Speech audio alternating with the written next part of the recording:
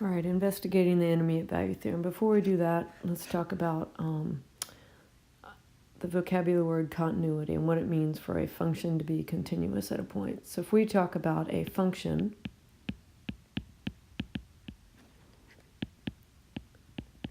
that is continuous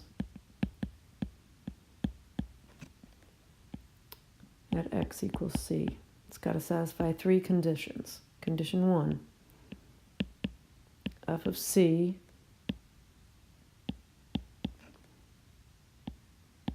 must be defined.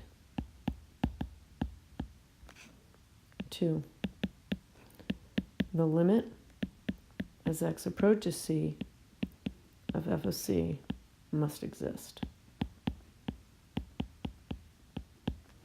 And 3, f of c must equal the limit as x approaches c of f of x. So graphically, an example that you might want to think about would be a function that has a value at c. So here's f of c. Okay, that height. However, our value f of c does not equal our limit as x approaches c of f of x. Our limit there is this height right here, because as we come in from the left and we come in from the right, our function is approaching this height right here, whatever that might be. All right, so let's take a look at the intermediate value theorem. Oops, didn't want me to even do that. All right, so getting your graphing calculator out, we're going to take a peek at what this function looks like. And ask yourself first, is it continuous? And we can compute f of 1, plug it in, plug and chug, or we can graph it, look at the values. But in this case, f of 1 is -2. And when I plug in 2 into my function, f of 2 is equal to 7. And if I look at that graph,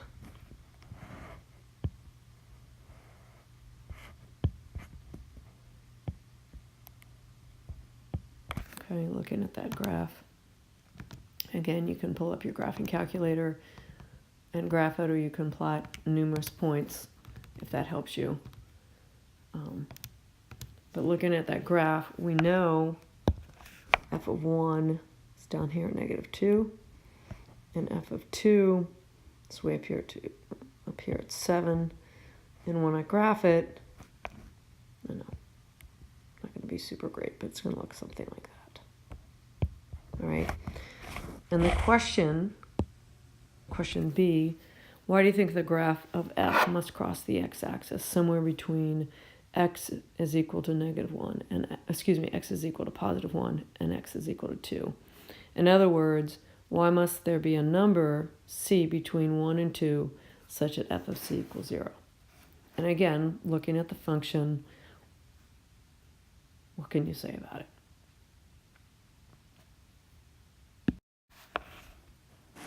All right, let's take a peek at question number 2, right here. Consider the function defined on the closed interval -3 to 2. We have a piecewise function here, x squared plus 1 and 1 minus x squared minus 4. F of -3, plug it into the first expression, or the first piece of this function from -3 to 0, is going to give you +10. Trust me on that one. And when I plug in 2, I get -19. All right? Question, why do you think the graph of f must cross the x-axis somewhere between x equals -3 and x equals 2? Again, ask yourself, what type of function do we have here? I'm going to quickly plot it.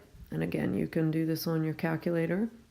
You can either sketch it piece by piece or do it by hand. And so this first half from -3, which we know at -3 we're up here at 10, which is a little bit off my graph, but I'm going to come here, down here at 1.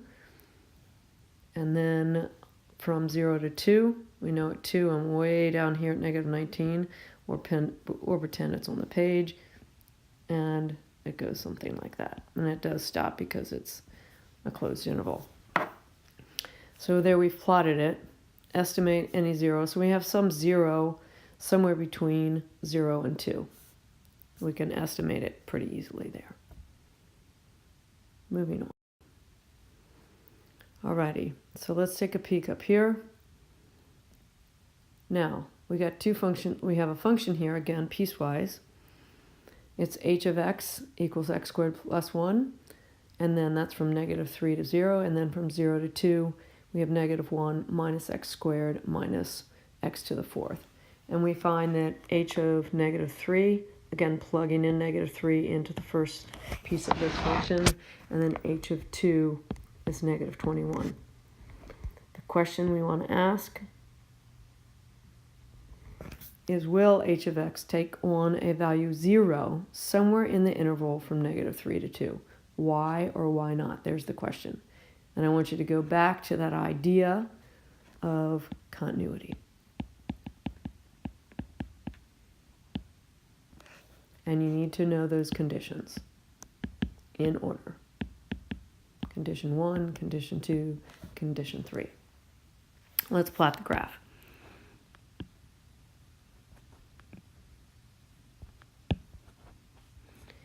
Alrighty, so that first piece, okay, again, we're way up here at 310, goes like that. But the second piece is down here,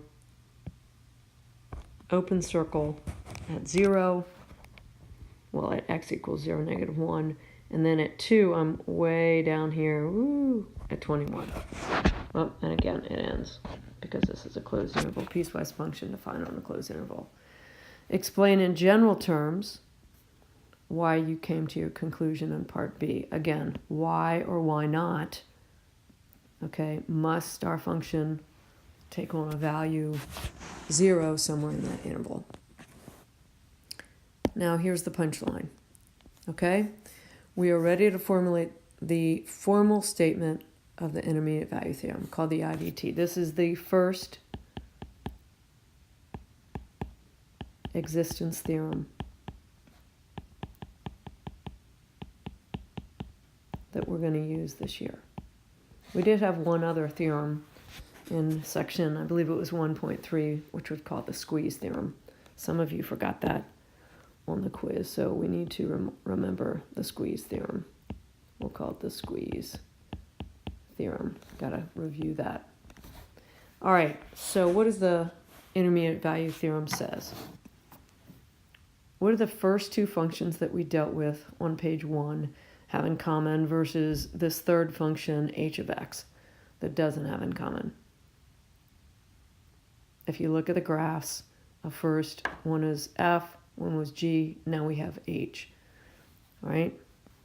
What are the first two functions? What type of functions are they? Versus h is not.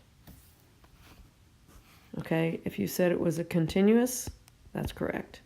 So given a continuous function defined on the closed interval, for which 0 is somewhere between our f of a and our f of b, there must exist a point C between a and b such that f of c equals 0. Now, it's important to note that this statement of the intermediate value theorem is an example of what's called an existence theorem. So over here I said it was the first one, and what an existence theorem is that it will tell you that something exists, doesn't necessarily tell you how to get there, how to find it, but it exists, all right?